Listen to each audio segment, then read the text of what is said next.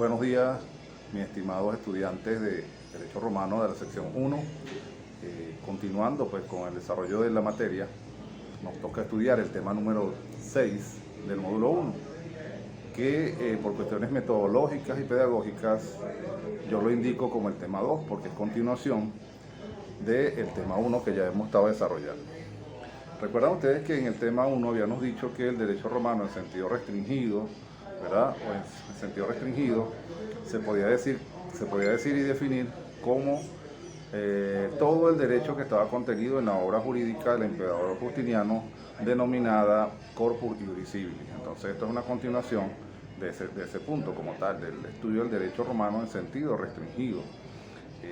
Sería como un punto de estudio de ese tema, pues de ese concepto, un desarrollo un poquito más extenso de ese concepto. Bueno, Justiniano nació en Iliria. Iliria es una zona que se da de la Tracia antes del Imperio Romano, que la podemos ubicar geográficamente actualmente en la península de los Balcanes, ¿no? lo que era antes la Yugoslavia, lo que ahora es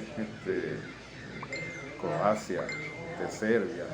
Esa zona se llamaba en ese tiempo Iliria.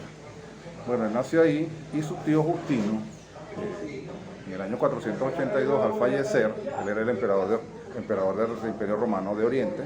Ya en esa época el Imperio Romano se había dividido. Recuerden ustedes que el Imperio Romano se divide en el año 474 en Imperio Romano de Occidente y Imperio Romano de Oriente.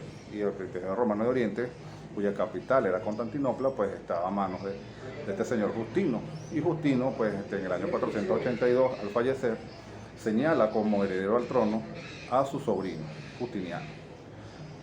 Justiniano, pues como una introducción, él se casó pues con una mujer llamada Teodora. Y Teodora era una bailarina de circo, hecho que denota que Justiniano era una persona que tenía una concepción bastante amplia del mundo, porque en esa época un actor, una actriz, eran tomados en cuenta como personas de la baja vida, pues de la mala vida.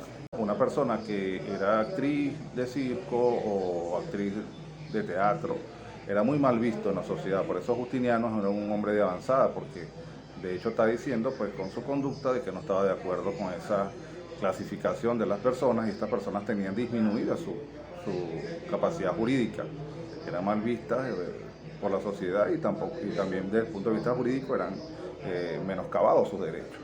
Por eso es que era un hombre de una ambición bastante innovadora. Entonces era un hombre con una visión bastante nueva y justa, pues, de las condiciones sociales de las personas. Él quería hacer una codificación, es decir, reunir todo el derecho romano en una sola obra. Esto ya lo había propuesto un emperador que se llamó Teodosio II, y Teodosio II no culminó con esta obra. Justiniano sí pudo hacerlo, y decía que de esa manera iba a unificar de nuevo el Imperio Romano, y que Roma nunca jamás iba a ser olvidada. Y tuvo razón, porque todavía pues su obra está más vigente que nunca en la actualidad. Bueno, ese código que él terminó, esa compilación legislativa, se denomina el Corpus Iuris Civilis, es decir, el cuerpo del derecho, para diferenciarlo de un cuerpo jurídico que ya había hecho la Iglesia en ese tiempo, que se denominaba el Corpus Iuris Canonici. Bueno, ¿cómo está integrada la obra de Justiniano? La obra de Justiniano está integrada por los siguientes libros. Primero, el Código Antiguo. El Código Antiguo dice que en el año 528 Justiniano promulgó una constitución que se llamó Ei Quae Necessario.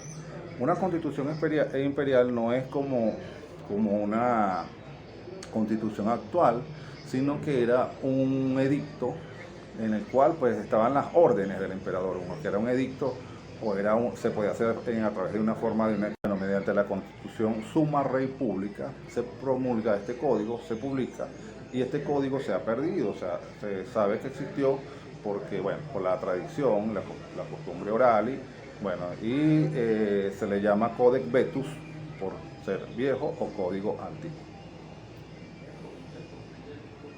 Ahora vamos con el nuevo código. Justiniano continuó publicando nuevas constituciones al finalizar pues la reunión o la compilación legislativa que él hizo del Código Viejo, y entonces nombró a una comisión también de juristas, ¿verdad?, que igualmente estaba conformada por Triboniano, Doroteo, y se sabe que eran 3 abogados. La manera de citar una ley contenida en el código es la siguiente, ¿verdad? Se coloca la letra C, que significa código, ¿verdad? Una C. Acá. Una C, que es el código. Luego viene el libro.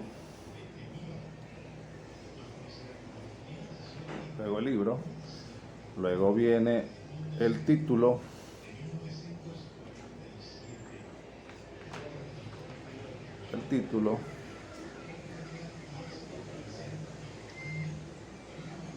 La ley,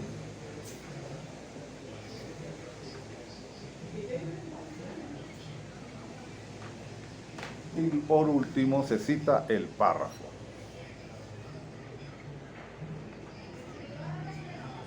En la siguiente cita que está ahí, ¿verdad?, podemos observar que sería el código.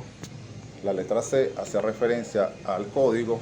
Okay, la letra C es el código. El libro se cita consecutivamente, luego el título, luego la ley y luego el párrafo. En el siguiente ejemplo que le escribí en la pizarra sería código 3, código, ¿verdad?, libro tercero, título 31º, ley 12ª, primer párrafo. Bueno, luego del código nuevo, Justiniano se encargó en el año 530 a Triboniano, mediante una constitución que se llamó Deo Auctore, conformada una comisión de juristas prácticos y teóricos. Esta comisión le encargó reunir todo el iura, es decir, todo el derecho, ¿verdad?, todas las opiniones de los juristas prácticos y teóricos. Fíjense que esta comisión terminó el trabajo 3 años después y luego se promulgó la obra en el año de 533, específicamente el 30 de diciembre, con una constitución denominada Tanto. El nombre del digesto deriva del latín digerere, que quiere decir disponer, ordenar o reunir en un solo cuerpo un conjunto normativo, ¿verdad?, un conjunto de libros, en este caso también libros jurídicos, o del griego pandectas, también puede ser que deriva el digesto, que quiere decir, ¿verdad?, reunir todo, pandecomai, términos en los cuales se quiere indicar que se había reunido las diferentes instituciones jurídicas, bien sean prácticas o teóricas, en esa obra. Este digesto se culminó con 50 libros. Tiene 50 libros divididos en títulos, los cuales a su vez contienen los fragmentos de los jurisconsultos. Cada fragmento tiene su inscripción, es decir, el nombre del jurista y la indicación de la obra y el libro del cual han sido extraídos los fragmentos como tal. Está dividido en principio y en distintos fragmentos, ¿verdad? ¿Cómo citamos el digesto? El digesto lo citamos de la siguiente manera. Primero con la letra D. ¿De verdad? Luego viene el libro. Luego del libro tenemos el título.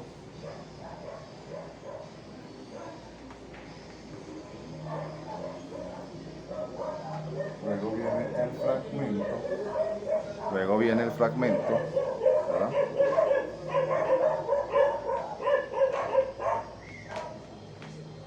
Y por último se cita el párrafo. ¿Verdad? Tenía la autorización de Justiniano de modificar y corregir los textos originales, es decir, aquellos que tenían repeticiones, suprimirlas, aclaratorias,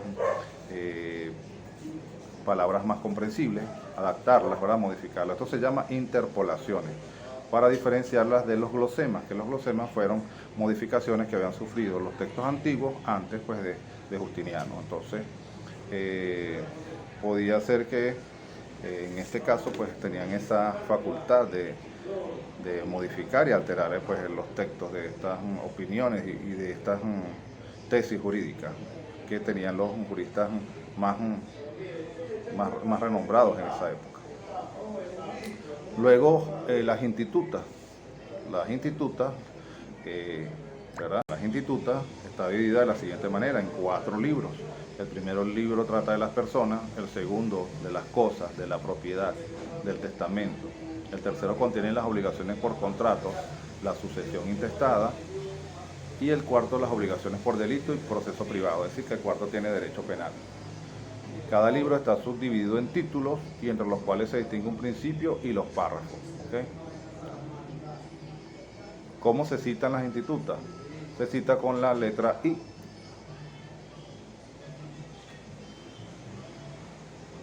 ¿Verdad? Se cita con la letra I, luego se cita el libro, luego el título y por último el párrafo.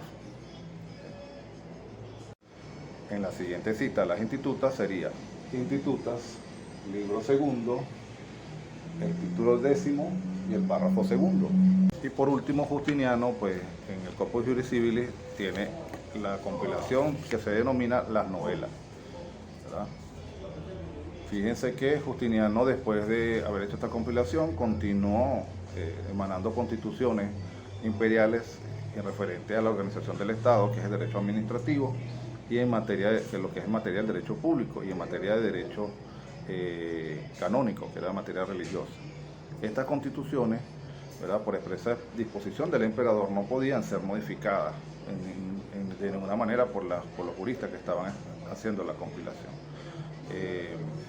Fíjense que esta reunión de constituciones se llamó novelas, que tenían materia religiosa y materia. Sí, la importancia de la obra de Justiniano es que en diferentes formas, ¿verdad?, hay que agradecerle que haya tenido la visión de transmitir a los siglos futuros, ¿verdad?, el derecho romano, tal cual lo expresaron los jurisconsultos de la época, y adaptarlo a las necesidades y buscarlo en la fuente, pues da un aporte importante a nuestra civilización y a los juristas de nuestra época. Por ejemplo, con el digesto, él sienta precedentes, modifican y crean opiniones estables y prohíbe pues, que se le hagan comentarios para evitar controversias jurídicas, sino sencillamente y dar una directriz, una jurisprudencia con respecto a cómo sería pues, la interpretación de las leyes. Por eso es muy importante la obra de Justiniano. ¿Cuál es la importancia de la obra jurídica del emperador Justiniano? Bueno, sencillamente es grandiosa. Sin Justiniano, para mí, no se hubiese conocido el derecho romano, no hubiese pasado al derecho romano antiguo, al derecho moderno, por ende, pues se hubiese perdido toda esa valiosa información jurídica contenida en las constituciones, en las leyes, las opiniones de los jurisconsultos, no se hubiese producido ese excelente manual de derecho, que se llama Las Institutas, que se usó para enseñar en las universidades. Se usó en la primera universidad fundada en el mundo, que fue la Universidad de Bolonia, ¿verdad?, en Italia. Los abogados se formaron durante muchos siglos estudiando el Corpus Juris Civilis. En las universidades era obligatorio el estudio del Corpus Juris Civilis y las clases eran pues en latín.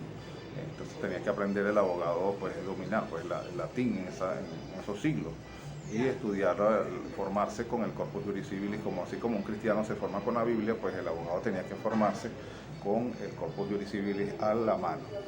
Esa es la importancia de la obra jurídica de Justiniano. Fíjense que Eugène Petit dice que los trabajos de Justiniano tienen un doble carácter. En primer lugar, es una obra de codificación. Vamos a decir, codifica, reúne todo lo que es el derecho, el iura, y las leyes, ¿verdad? Lo que es el derecho y las leyes. Y es también una obra de legislación, porque también está aportando, sobre todo cuando se hacen las novelas, pues y se hacen el digesto como tal, pues está aportando opiniones de juristas y actualizando esas opiniones. Fíjense que prohíbe comentarios al digesto con objeto de evitar controversias y únicamente permite traducir